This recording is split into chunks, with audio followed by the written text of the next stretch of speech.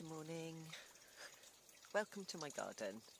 It is now early June and it's been a very slow start to the year. This year was a late spring, so everything is a little bit slower and has been set back. So yeah, we're doing our best to pull things round now. So this is my little seating area where we like to have barbecues. Beautiful bushes come into flower as well. Aren't they pretty? On this side of these first bed here is really ornamental. We have a lot of flowers. So we have foxgloves looking absolutely glorious in the morning sunshine. The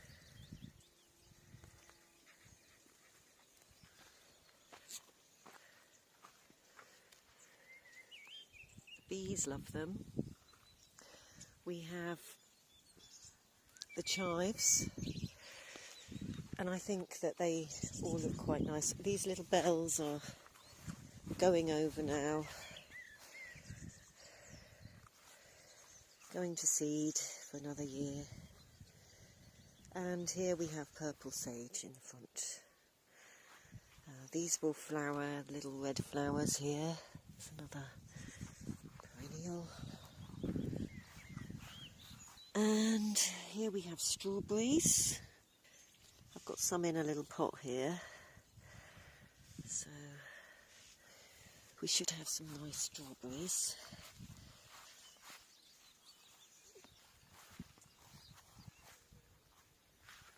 I think they could do with compost. So I have some tomatoes in the ground here with a little bit of shelter from the elements to just help them get them going. This one seems to be the strongest one. This is a black Russian and it's very small. And these will be planted with squash.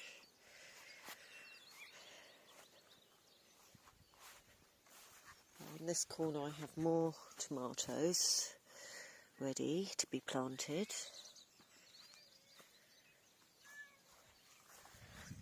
Hello Celine. Is it your breakfast time? You hungry? He's a good little girl. Yeah. There we go. You're a sweet girl, aren't you? Aren't you lovely? We have 2 large beds planted with garlic. And this time of year, they're not far off, they weren't being ready. I'll put it at this end of the garden, you can probably see better. Celine's very talkative when it's breakfast time. And they start to get these scapes. These are called garlic scapes, and we have to pick them out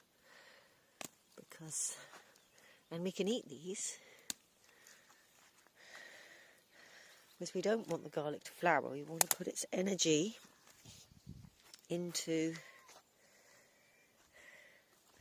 making bulbs, putting into the ground. So these were put in the ground between November to March. These can be planted, and it took me quite a while to plant all these, but I did it all in stages. So some of these, they will be ready at different times because they were put in the ground at different times. So this middle bed I've set aside, it's going to be squash, summer squash. I have this outer bed here, which is a new one that I had this area covered. And I'm going to put winter squash in here along this edge so they can trail over. this way. I have a bed here that I haven't unearthed yet. It's been covered all winter, where I'm going to put squash. And then over here, under this section, I have more areas where I put out compost from the compost bin. And I'm going to put squash in here too.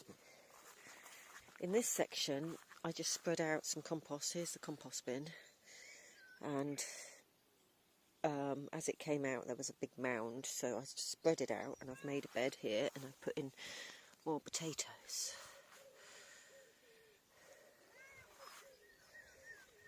And here, I still had a bit of garlic left over, so I put in more garlic. This is a bit more of a shady corner, so it gets full sun during the day, but it's a much slower bed. It's never been that good, this bed, but I've put garlic in here as well. So these was the last garlic I planted, and these were all the leftovers, so they're going to be a later before they come ready. And this is all going to flower. It's beautiful. Is American landcress, and it was the earliest salad crop that we had in the winter. It's edible in the winter time, and it just seeds itself.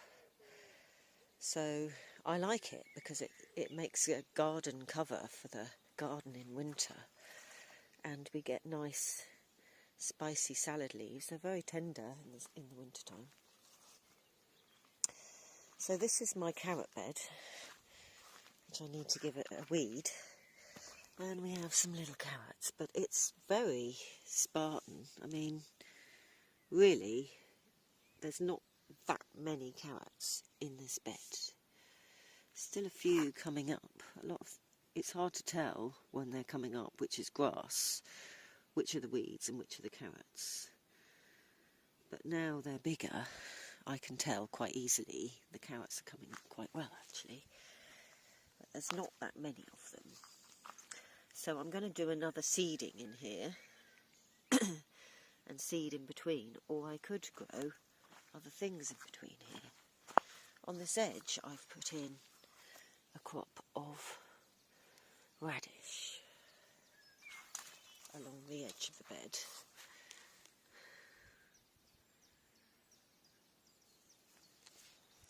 This is rocket, a wild rocket that has gone to seed, and it just makes pretty white flowers this time of year. I've left that one in, a lot of it I've pulled out, but it always flowers in the summer. Again, it's more of a winter salad. We have spring onions. Oh, some of them have been dug up, probably by a cat. Let's put them back in.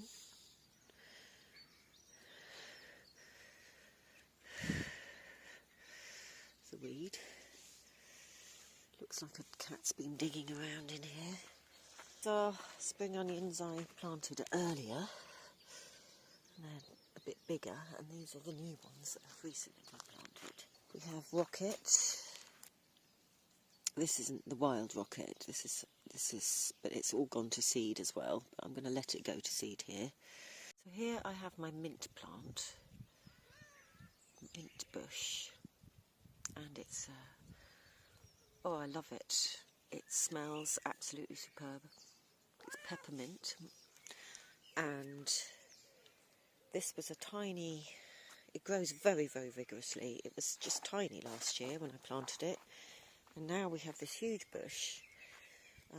They do say it's invasive, but the way I've controlled it is to put stones all the way around here, and I've mowed it back and put a lot of stones on the end. I've put plastic round the back because I want to encourage it really to grow this way, but there's a lot of weeds there, so I will be able to dig out those weeds once they've all died back. But for this season I'm going to keep this plastic here, and then over the winter I'll take all that back, give it a hoe over and hoe out all the weeds. You can see here's a buttercup, which is very invasive in the garden. I've spent a lot of the time this winter pulling out buttercup and taking it out of the garden.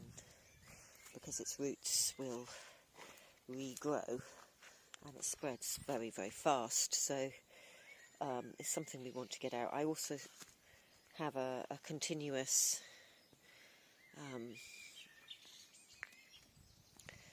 battle with these dock leaves, which I pull out. These are in the paths, so I have a little pick. I mean, it's totally acceptable to broad fork. I don't have a broad fork, but I do have a little straight pick, which I would consider is the same length, if not shorter, than a broad fork. So I think it's perfectly acceptable because you can just pick straight in and pull out them out from the roots. And I've managed to eliminate a lot of dock leaf in my garden like this. These plants seed themselves everywhere all over my garden, and this is borage. And it has lovely little blue flowers that the bees absolutely adore. And here it's going to be a big patch of borage at the end of the bed here. And they're still popping up everywhere. I keep moving them sort of to the edges because I don't really want them in the middle of my salad beds. Here we have spring onions, so I've put spring onions down the middle of the bed, and then I'll be able to put lettuce in. You can see here we have salad crops either side, and here this is cut and come again salad. Again, it's looking a little bit Spartan. It's only a few have popped up. It's old seed. So this whole section is cut and come again, but it's very patchy. More spring onions down the middle on this bed. Borage at the end. And I've put in little lettuce plants here. I don't know if they're going to survive or not. Again, spring onions down the centre.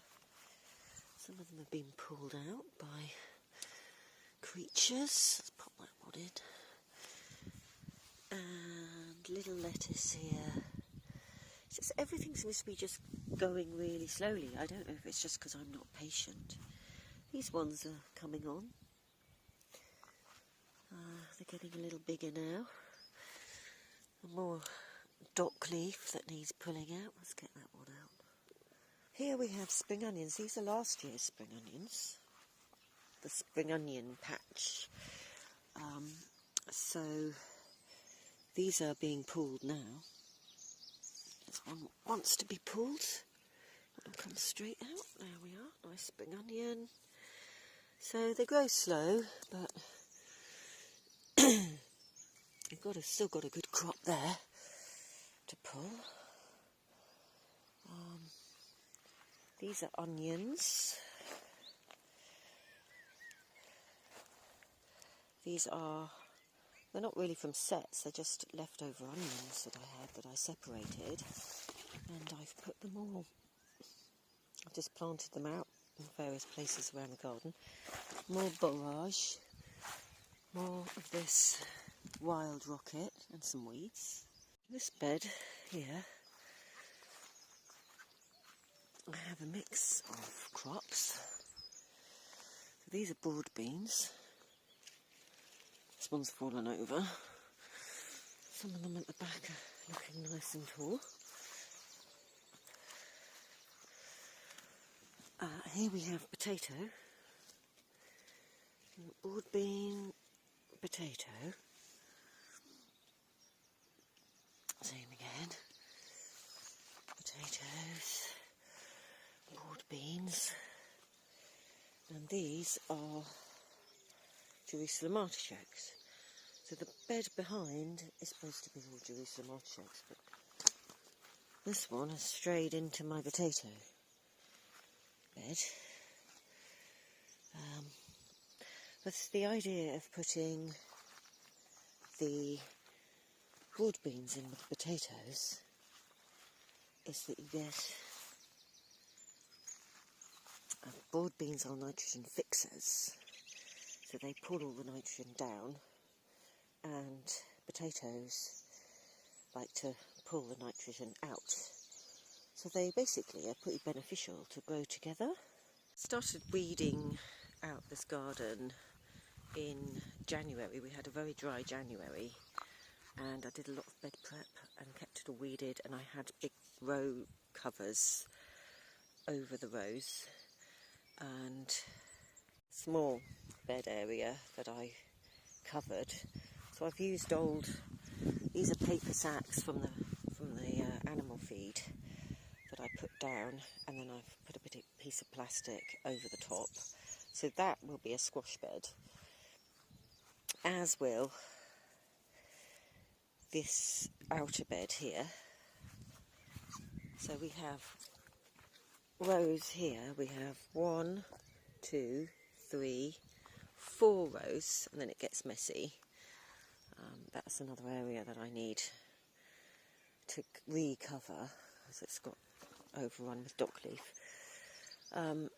So this end section, I've recently pulled the row cover off, and I will now manure it. I mean, I should have manured it earlier in the season, but I'm going to manure it now and put compost down, and that will be planted with winter squash. So behind me I have a table with all my summer squash that are growing. I have to take them outside and leave them outside because I only have a small windowsill to propagate on at the moment.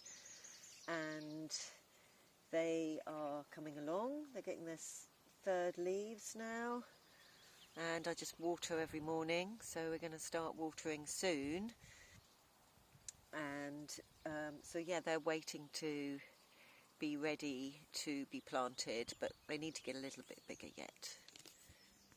So here on the table we have little lettuces seeding, growing a bit bigger now, and on here more lettuce. These are all the squash plants, looking quite healthy. Oh, it's still got its seed head on that one. These ones are falling over, it's been a bit munched. Sweet corn, this is an F1 variety. And they have quite small corn heads because we don't have a long growing season. This is a problem I've had with sweet corn when I've grown it in the past, is that it hasn't completely formed by the end of the season. Here we have some broccolis which I was gifted, so I'm finding places to put them into the garden. So we are back to the front beds again. Borage coming up that I've planted on the ends of the beds. Here, this is all just seeded itself. And I mean, look at the amount of borage that is growing in that little patch alone. That's just all self-seeded in the pathways. So these beds, 2 beds here, will be planted with summer squash beds. On the end of this first bed, or last bed, whatever you want to, whichever way round you're looking at it, we have garlic. And look at the size of that bulb. I mean, these are going to come up really fast. They're doing really well here. That one is. It's massive. It's not going to be long till it's ready to pull. It doesn't have a scape either. Pull out this grass. Let's go around this one. And you can see that the bulbs are just doing really well on this end. Getting a lot of sun there. And we have next to it a row of radish, which I have been pulling.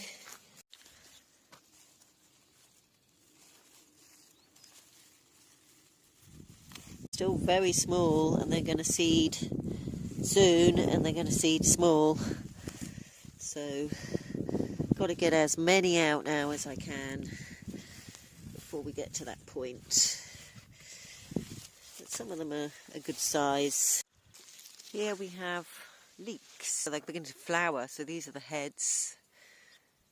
They make very pretty flowers though, and I thought they'd add a little something to the garden, and we'll get some leek seeds from this for next season.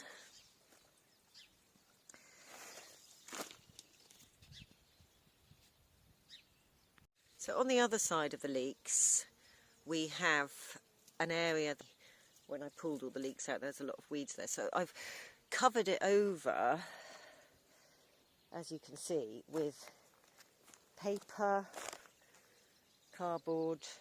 It looks very messy when it's like this, but it is a simple way of dealing with things. We've got bramble in here. I mean, this has pushed up the card, so under this piece of card we have all these weeds here, and basically it's just too much to manage this time of year, so some of it you just pile down paper to suppress weeds, because I haven't got time to deal with this part of the garden. On this side of the trees is an area that I covered in the past, so again the weeds are growing back here and the grass is encroaching and the brambles coming back. However, I will be able to put squash in here, so I'll just give it a quick hoe over, get all these brambles out. Here I have an apple tree that has never blossomed. I'm not really very good with trees, I need to learn, and I guess I'm on a learning curve, but this was a very cheap tree that I bought from a discount store, and to be quite honest, it's never really done very much. If anyone has any advice for me on what to do with this tree, it would be appreciated. And at the base of the tree, this is obviously a grafted tree, so this is the apple, and the tree has started to grow from under the graft, and I think this is maybe ash. I don't know what this is. I think it might be ash, but I could be wrong. If anyone has any advice for me on what this tree is, I'd be willing to know. But obviously it's sucking a lot of energy away from the apple. Again, I don't really know what to do.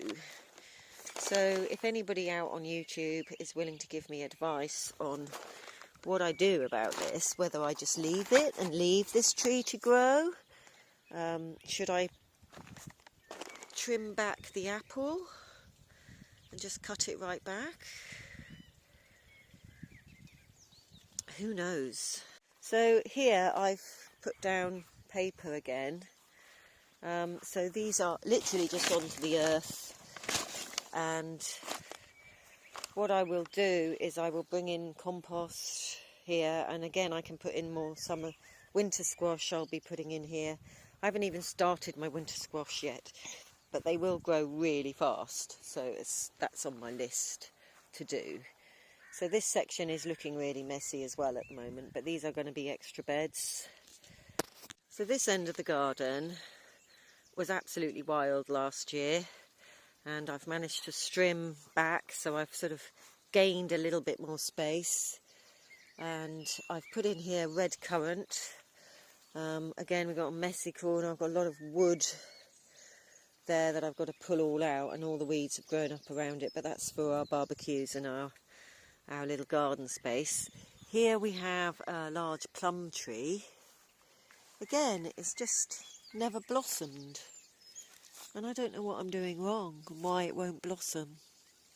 Maybe just the weather conditions, but it's a big tree. It's grown up very, very tall, taller than the willows around it. Here I have a thistle. Now these are the Scottish thistles, but they grow in the West Country, they grow in Cornwall as well. We're quite similar in here to the west coast of Scotland in climate, though perhaps a little bit warmer. And so I love them. I do love these beautiful thistles, and they just look absolutely stunning. They're the only thistle that I tolerate in the garden.